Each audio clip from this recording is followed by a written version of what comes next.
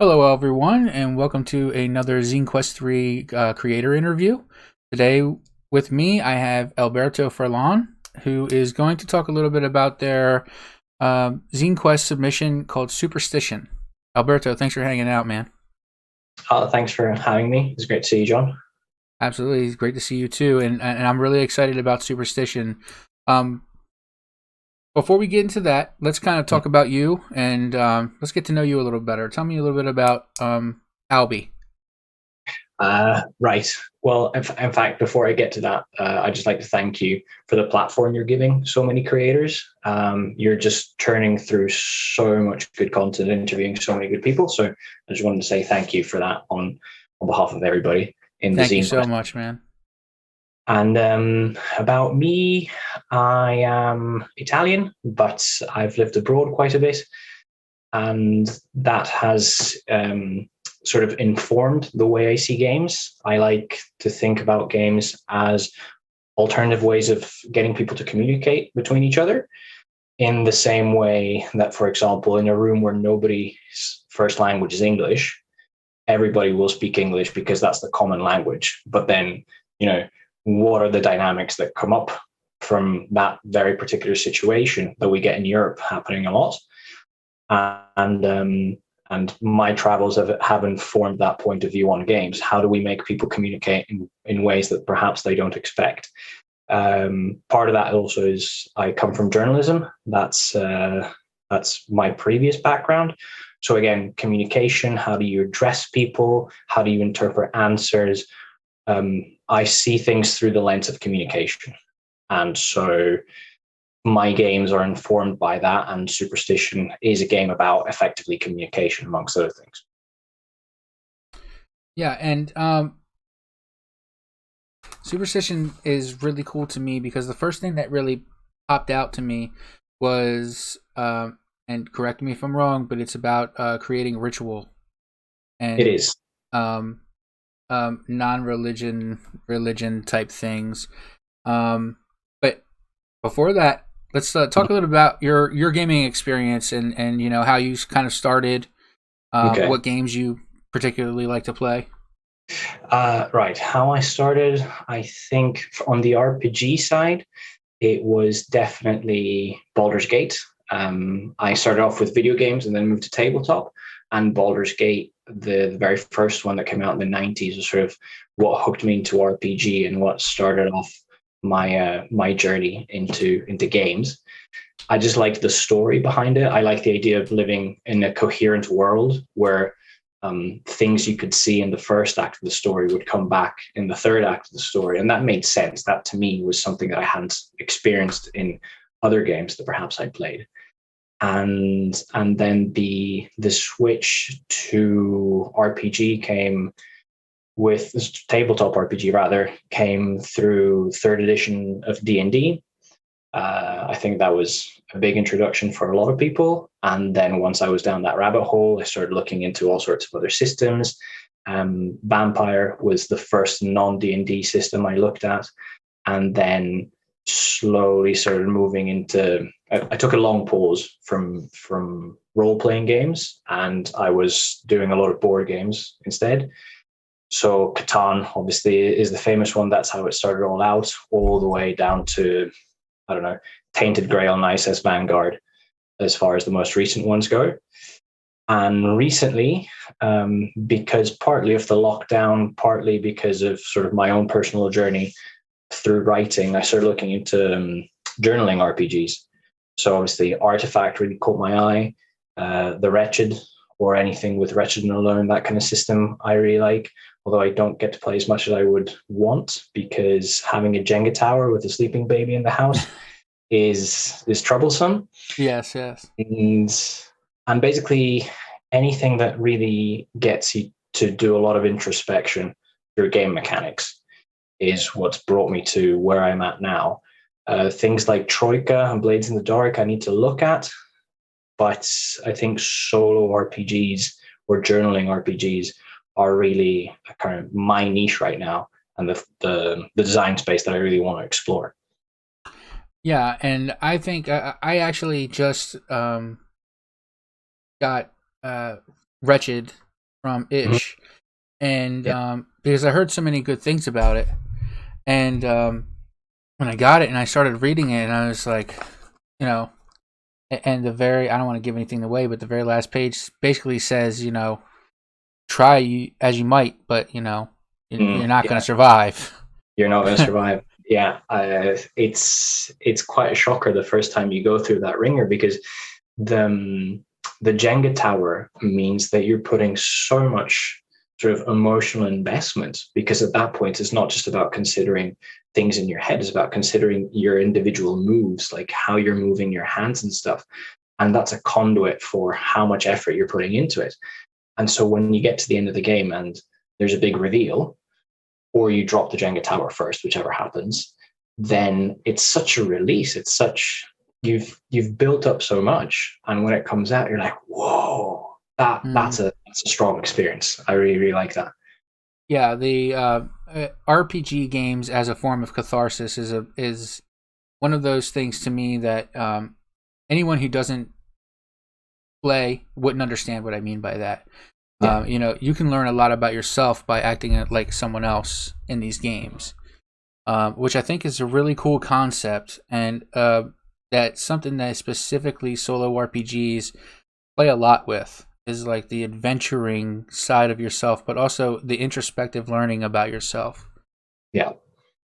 It's definitely a journey that they take you on, and the really really good solo journaling RPGs, like you say, will have you find out things about yourself and that perhaps you didn't expect. Especially the subtle ones. I had this feeling playing Artifact, where I got to the third act of the game, and things happened in the story that had always been there, like the foundations had always been there throughout, but they only became apparent when I got to the third act. And there was a moment where I just sort of put my pen down and I said, okay, I need to think about this, because the seeds have been there, but I've been too blind to see them. And it was a really, really almost formative moment when that happened and when I noticed. Yeah, yeah, and I get like little like warm and fuzzies when I hear that, because that means that the game is it's working, and I think of rituals, right, and then and that kind of leads me into your game. Give me kind of the elevator pitch about Superstition. So Superstition is a solo journaling RPG in which the role you play is that of an oracle who doesn't believe in magic, doesn't believe in divination, and doesn't believe that the rituals that they create actually have any effect on nature or fate or the events of the world. But this oracle is in the position where they have to create these rituals, in part to give hope to the community that they live in, and in part because if these rituals aren't convincing and if people don't believe that they work, then they'll be exiled or worse by the community. So that's the elevator pitch, and that's kind of that's actually not how the game started. That it took a while for me to get to that point, but I think that's the third. I hope that was 30 seconds. That's the 30-second pitch, basically. How long does it take you to get from idea to something marketable? I would say if I have the time to work on it, then a couple of months. No, a little bit more than that. Maybe 4 months. But at least one of those months is not direct work on the game. I Mhm. have to I have to put some foundations down and write things out, try a few ideas, see what works, see what doesn't, and then just leave it. Leave it alone to steep for a while, and maybe a month and a half later, I'll come back to it and start re-examining things. It depends how good the notes I took the first time around. Uh, those inform a lot whether I manage to pick things up straight away or if it's a little bit more difficult to pick it up. But there's a time where things just sort of need to rest, and I'll come back to it in the meantime. So overall 4 months, but it's not 4 months of constant work. There's definitely a break there. Yeah, I like that approach. For me, I always have what I think are great ideas, and Mm-hmm. I'll put them in my cell phone, or I'll put them on a document on my computer, and then if I come back to them, if I 9 times out of 10, I don't even understand what it was that I was thinking at the moment when I put that down. Yeah. But with me, I can get obsessed, and when I get obsessed, that's when I start making mistakes and making things way more convoluted than it needs to be. So your approach of setting it down for a bit and letting it just ruminate, I think, is a great idea. I think you come back to it with scissors in your hand, thinking, okay, what can I cut from this? And you can see, I see how you got excited there, Albi, from the past, but this is going to have to go. Yeah. And so you cut it. And it's that clarity of mind that the months of rest give you, for sure. But do you find that when you look back at your list of ideas, do you find sometimes sort of you can combine some of them together to make something that is better than the sum of their parts, but you wouldn't have been able to see that when you wrote them down initially? Yeah, absolutely. Yeah. Just as soon as I'm about to cut something, now that I'm thinking about it, it might, be something way different than what I thought, and now I can mix these two together. Exactly. I personally haven't made any games. I have a lot of ideas, and I'm working with someone else to try to put our ideas together and maybe come up with something for next year. Okay. But quite honestly, I'm going into it blind, and I don't know what I'm getting myself into. So that might be the best way to do it. I think that is the best way to do it. Just go into it absolutely naive, look around, see what you're doing, and if for Zine Quest next year you've got something marketable, then maybe we can switch roles. I'll try and interview you. Hey, that sounds great. So, speaking of Zine Quest, one of the questions I ask everybody is, why Zine Quest? Why Zine Quest and not something, what was it in January? They have the Make 100, or just, any random other day, any other random month of the year. I think Zine Quest happened for two reasons. One was that I had a growing consciousness of it. I received a couple of zines for my birthday, which is in December. And I'd been playing those at the beginning of January. And then obviously when I went to do some research on those zines, then I found out where they'd come from. And so this consciousness of Zine Quest, effectively, I only found out about Zine Quest about a week before it started. And that's because 3 weeks before it started, I had received these zines and I'd slowly done some research and found out what Zine Quest was. And then when I started looking into the community of Zine Quest, I just found that it was such an awesome community. Like, everyone's really friendly with each other. It's really warm. It's really welcoming. It's really inclusive. There's so much empathy and sympathy there that once I'd realized, like, I felt quite at home there, then I thought, right, let's get in there and make a splash straight away. And Zine Quest was a couple of days from starting. So it's like, okay, let's jump on it. And I'm so glad I did, because I've met a lot of cool people by doing so. And I feel like I've dabbled in making different kinds of games, but this feels like my thing now. And a lot of that is because of the community that revolves around Zine Quest, for sure. That's so awesome, dude. And I'm pretty sure we met each other on the RPG Zine Facebook page. Yeah. And you are, as I'm looking at Kickstarter, you're 47 hours away from being completely done the campaign, and you are at, in US dollars, $2,606, and your goal was $787 US. Yeah. So, and you got 189 backers, which is great. That's almost 200 people who are going. You just got another backer as I'm looking at it. Ooh, yeah, nice. So that's amazing. I backed your project before I even knew about you, or quite honestly, I went into the project blind. I saw that it was a solo role-playing game, and I was looking for solo role-playing games at the time. And I think I saw a post of yours on RPG Zine Facebook page, and clicked on it, clicked back, and said, let's do it. Let's see what happens. Well, that's I'm very flattering. and that's not a problem, man. And one of the things that always draws me in is the artwork. And like I said before the interview started officially, this cover that's on the screen here, which you can't see, but I'm sure is burned into your memory now, is the Superstition cover. and it makes me think of a black and white, like Marvel's Moon Knight cover. That's exactly what it looks like. And that's kind of what drew me in, the artwork style. So that leads me to my question of art. Are you the artist? Are you working with a team of people? Are you commissioning art? I'm commissioning art, and the artist is from Barcelona. I found her through social media. I posted a couple of inspirations that I wanted the sort of look and feel of the game to be like. And she posted up she did Gloomtober in 2020. So she had a lot of ink work done and a lot of character studies as well.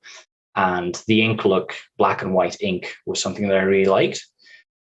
So I asked her to do some sketches, and she absolutely just completely blew it out of the park. It was awesome. What she was, what Sizzlix is her Instagram and Twitter handle. The amount of research she did, because I gave her sort of the pitch that I gave you for Superstition, and so I described it a little bit more, and she came back with a huge amount of reference images and sketches that she'd done and concepts that she came out with, things that she found out that happen in nature, like these really cool mushroom circles that occur naturally in nature, which are called, I think, fairy circles. And it's just the dedication to the look and feel of what I wanted was fantastic. So she's going to be doing the rest of the art as well now that we're funded. She did 4 drawings for the campaign, and she's going to do, I think, another 10 more for the actual zine. And I spoke to her the other day, and she's got some really cool ideas. Very cool. Yeah. How many pages are you thinking in total for the zine? I think I estimated about 24 before hitting stretch goals. So now I think I'm looking at around 30. A lot of those are going to be spreads that you could photocopy and basically sort of like writing templates. So the idea is that every time you play this game, you can photocopy these particular spreads and then write on those. So at the end of that particular time you've played the game, you've got sort of a little booklet that's separate from the actual zine that records that playthrough. And you go on photocopying every time that you play. So a lot of those are going to be photocopyable spreads, effectively. Very cool. Yeah, that's an interesting thing. Are there any? I know that on Zine Quest here, you're almost at 200 backers now. Are there any like local shops close to where you are that you would want to put these in a brick and mortar store, or are you strictly sticking to just whatever happens on Kickstarter? For now, I'm sticking to whatever happens on Kickstarter for a number of reasons. One, there's these RPG zines haven't really caught on in Italy yet. Like we like our role playing games here, but perhaps we like more established or high production values games.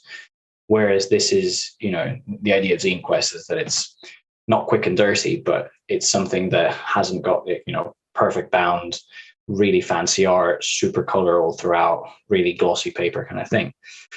And secondly, I haven't translated this game yet. I'm going to try and do a translation in Italian to see if any shops here pick it up. But for now, it's English because I did it in English to start with, and I did it in English for Zine Quest. So I'm gonna stick to English for now. And after the campaign is over, I'll see what happens with a possible Italian version. Yeah, I think that would be really interesting, and to see people picking up your game in a local shop or something like that, that'd be pretty cool, I think. Yeah, absolutely. I cannot wait to have this in print in my hands and be able to send it off to people. But yeah, you're right. Seeing it on the shelves of the local shop, that would be quite the moment for sure. Yeah. So I say this to everyone. We all know that backing doesn't mean buying. Your project is now essentially funded. We just have a couple more days to go.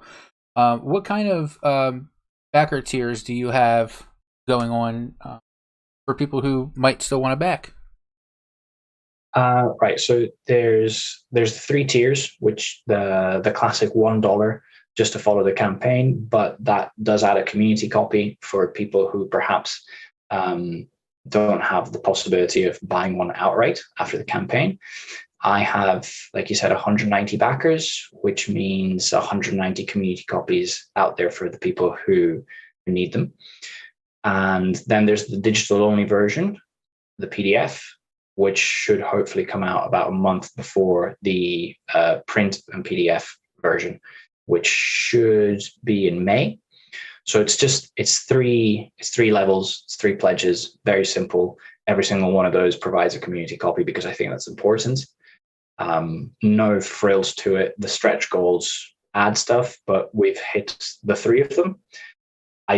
It's my first Kickstarter campaign, so I didn't want to get too complicated with stretch goals and pledge levels and retailer levels, or something I hadn't even heard of before going into this. So, yeah, just a quick and easy 3 pledge levels, community copy, PDF, print and PDF. I like the idea of a community copy as well, especially now where jobs are. I'm not sure how it is in Italy, but I know here in America, coronavirus has just completely made us all struggle with jobs and things like that. Luckily and thankfully, I got to keep my day job, but that there were 40 million people plus that lost their jobs, and when it comes to a creator and giving a copy away, that goes to show me as a purchaser that it's not about the money, it's more about the creation, and for that I thank you. Thanks for those words. They mean a lot. And yeah, it's not about the money.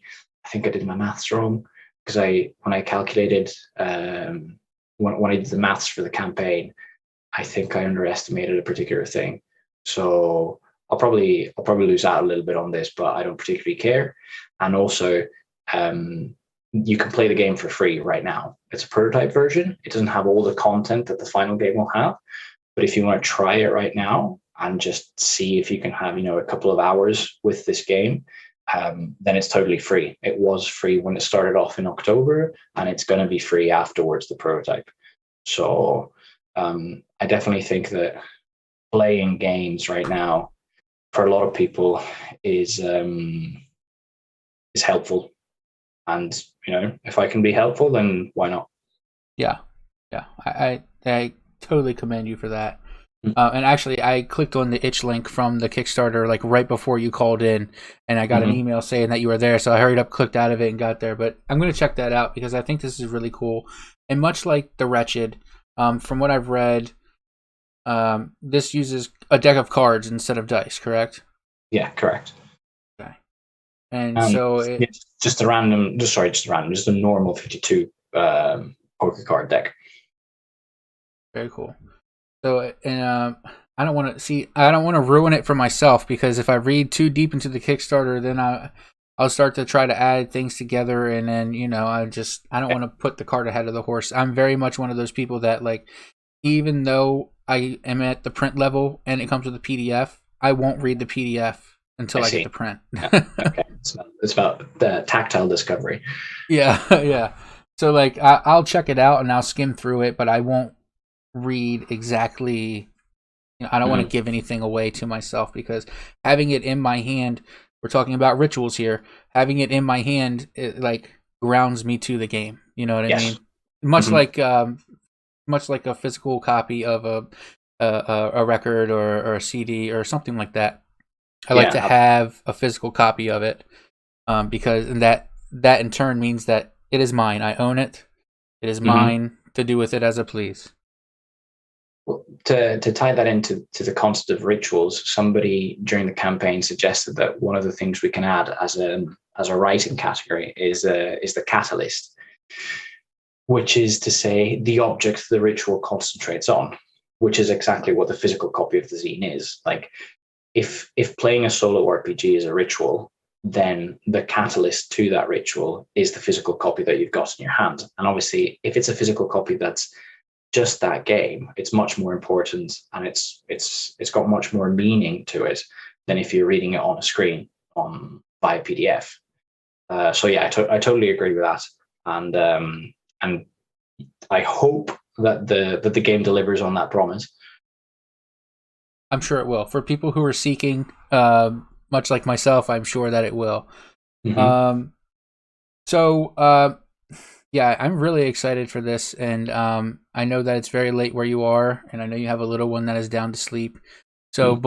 before we end it, and before we give too much away about the game, because I want to keep it a secret to myself, Okay. is there anything else that you would like to promote? Any games, websites, anything at all? The floor is yours. Well, and in the spirit of Zine Quest, I think it's fair that I promote other Zine projects, and there's a fair few that have already closed, I've already funded. So I'll go for the ones that are currently live, and they are The Depths of This Forest, which has just an awesome setting. Really, I suggest looking at that just for the lore behind it. Another one called Ascending the Stairs, which is a zine about nostalgia and about the nostalgia that you feel when you know you're leaving a place for the last time, which is something that we don't often get to feel, because you leave a place but you don't know it's the last time. So a game Yeah. that explores that melancholy is extremely interesting to me. And then the last one is a project called Lay on Hands, which the elevator pitch is it's a solo RPG with dexterity games as skill checks, which is just such a cool idea, even just to say it. I cannot wait to play that one. This dexterity games, there's an option to play without the dexterity games, but dexterity games is skill checks. Like, you have to do stuff while the coin is spinning. As a solo RPG, it's that's such a good idea. Yeah, that is really interesting. I think I might have read about that one, and put the heart on it. So I'll have to go back and check that out. And Um, yeah, they all look good, the three of them. yeah, and I just pulled up The Depths of This Forest, and I see like a narwhal or something on the cover. I'm definitely gonna have to check that out. All three of those I wrote down. So whoever is Cool. the creators of all three of those, just expect it, at minimum $1 going to you. Um, Exactly. and speaking of that, as a patron of the RPG Zine Facebook page, there's Mm-hmm. been this initiative going around. I believe Tony Vicenda has really been kickstarting it. It's called $28, 28 days, Yeah. where basically we're urging everyone to, just back a project that you might not already be backing, or that you wouldn't particularly want to back, or whatever the case may be. Mm-hmm. Just $1, £1, whatever the case may be, wherever you are, and help get the backer count up. That one extra dollar from 20 people might be what makes or breaks someone's campaign. Absolutely. It's definitely a really really cool initiative. I was talking to Luke Earl, the creator of Coiled Space, and he's literally $14 away when I was talking to him earlier today.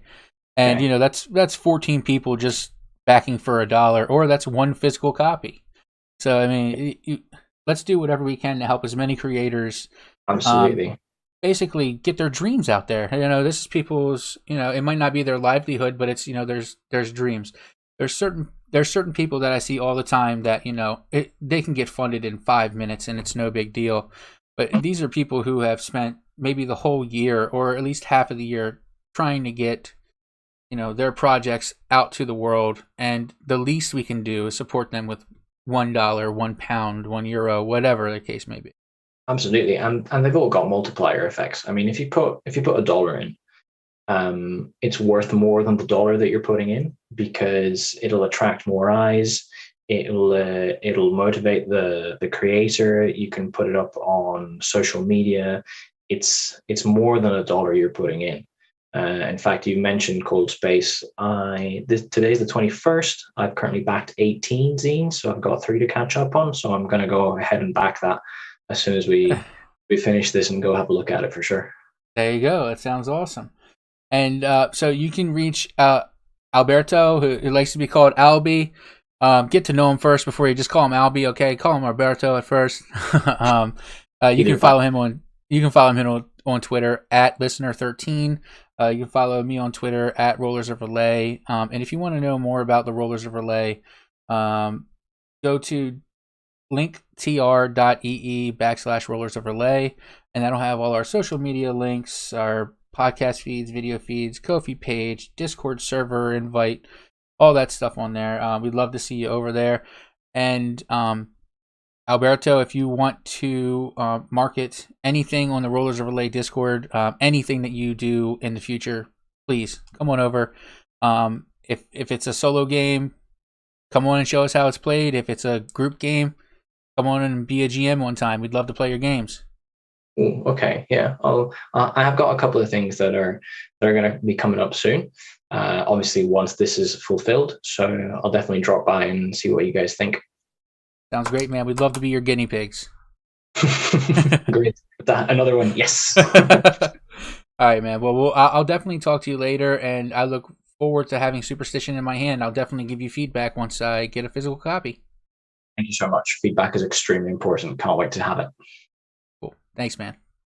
Cool. See you, John. See ya.